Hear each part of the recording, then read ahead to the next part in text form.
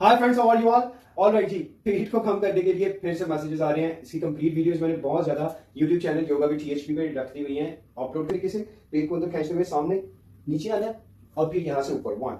पीछे नहीं जाना, आपने सिर्फ यहाँ तक रुकना है। फिर आना यहाँ से 1, फिर आना यहाँ से, फिर आना यहाँ से, फिर यहाँ से आगे ऐसे मूव करते हुए अपने पाँव को इधर रखना है, थोड़ा सा ऐसे आना है, यहाँ से फिर वापस आना है। आप अपने हाथों के पंजों पे भी जा सकते हो इस तरीके से, फिर यहाँ से वापस आ सकते हो, या आप अपने हाथों पे इस तरीके से इस पोजीशन में भी वापस आ सकते हो।